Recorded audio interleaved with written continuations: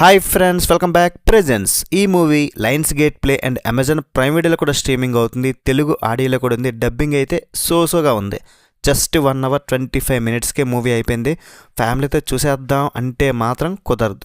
ఎందుకంటే చాలా చోట్ల ఇంగ్లీష్ కిస్సులు ఉన్నాయి, ఒక చోట లైట్గా రొమాంటిక్ బిట్ వస్తుంది.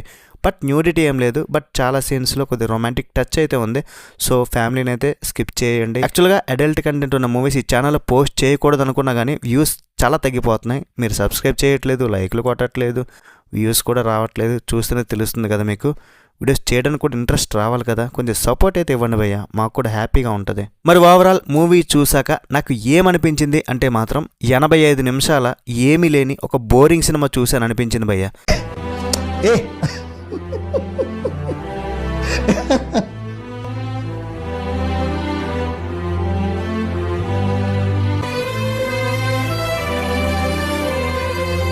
నువ్వు అలానే అంటావు అని ఎవరైతే అనుకుంటారో మీరు వెళ్ళి చూసుకోండి. ఇంకంతే.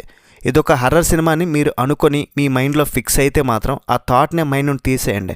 ఇందులో హర్రర్ లేదు, బొంగు లేదు, ఏమీ లేదు. ఇది అసలు హర్రర్ థ్రిల్లర్ ఫిల్మ్ కూడా కాదు. ఏదో ప్రయోగాత్మకంగా ఏదో ఒక పారానార్మల్ యాక్టివిటీ టైప్లో ఏదో తీద్దాం అనుకున్నారు కానీ కుదరలే. ఓన్లీ డ్రామా సొల్లేసుకోవడం కోసం ఒక మూవీ తీయాలా భయ్య. అండ్ ఫిలిం మేకింగ్ అంతా కూడా ఒక షార్ట్ ఫిల్మ్ చూసిన ఫీలింగ్ వస్తుంది, సినిమాలో ఎక్కడ అనిపించదు. బట్ సినిమాటోగ్రఫీ వర్క్ అయితే బాగుంది. 15 minutes షార్ట్ ఫిలింలా తీయాల్సిన దాన్ని 1.5 hours చేశారు. దన్నవరా బాబు మీకైతే. ఒక ఫ్యామిలీ ఒక కొత్త ఇంట్లోకి వెళ్తారు. దెయ్యాల సినిమాలో ఎట్లా ఉంటుందో అట్లనే వారు ఆ కొత్త ఇంట్లోకి వెళ్ళాక ఏదో సంథింగ్ అక్కడ ఉంటుంది, సూపర్ న్యాచురల్ పవర్. అది ఏంటి, దెయ్యమా లేకపోతే ఇంకేమైనా ఉందా తెలుసుకోవాలనుకుంటే మూవీ చూడాల్సిందే. ఇక్కడ కొత్తగా ఏదైనా ట్రై చేశారు అని అంటే మాత్రం ఫ్యామిలీ కొత్త ఇంట్లోకి వెళ్ళారు, ఆ క్యారెక్టర్ సైడ్ నుండి కాకుండా ఆ సూపర్ న్యాచురల్ పవర్ ఆ దెయ్యం యొక్క సైడ్ నుండి చూపిస్తారు. అంటే ఫ్యామిలీ ఏం చేస్తుందో అది వాచ్ చేస్తూ ఉంటుంది. అవుని సినిమా చూశారు కదా, అట్లనే. కాకపోతే ఇక్కడ దెయ్యం ఏమీ కనబడదు, జస్ట్ ఆ థింగ్స్ పడిపోవడం, వస్తువులు పడిపోవడం, అట్లా ఏదోనా జరుగుతూ ఉంటాయి అన్నమాట.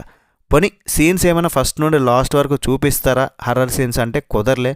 అసలు ఇది హర్రర్ ఫిల్మ్లా కూడా తీయాలనుకోలేదు. ఏం లేదండి, జస్ట్ ఒక 2-3 సీన్స్ అలాంటివి పెట్టారు, అంతే, అయిపోయింది. లాస్ట్ క్లైమాక్స్లో ఒక ట్విస్ట్ మాత్రం వచ్చింది. ఒక్క ట్విస్ట్ కోసం మీరు చూడాలా మూవీ, డిసైడ్ అవ్వండి. ఇంతకు మించి సినిమాలు ఏం లేదు. ఇద్దరు రొమాన్స్ చేసుకునే సీన్స్ చూపిస్తారు, అది కూడా దెయ్యం వాచ్ చేస్తూ ఉంటుంది.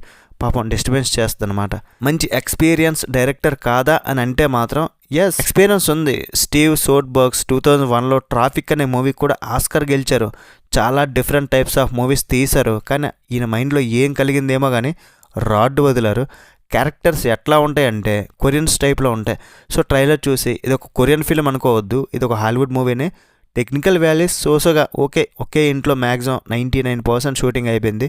ఫైనల్గా నేను చెప్పేది ఏంటంటే సినిమాలో ఏం లేదు, డొల్లే. చూస్తాను అనుకుంటే ఇంకా మీ ఇష్టం, మిమ్మల్ని ఎవరు కూడా ఆపేదేలే. మరి ఓవరాల్ రేటింగ్ ఇవ్వాలి అని అంటే మాత్రం 1/5. That's it guys. రివ్యూ నచ్చితే ఒక్క లైక్ వేయండి చాలు. అండ్ మీరు లైక్లు కొట్టాలి, సబ్స్క్రైబ్ చేయాలి, అండ్ హైప్ కూడా ఇవ్వాలి అని నేను కోరుకుంటున్నా. నెక్స్ట్ వీడియో మళ్ళీ కలుద్దాం. గుడ్ నైట్ అండ్ జై హింద్.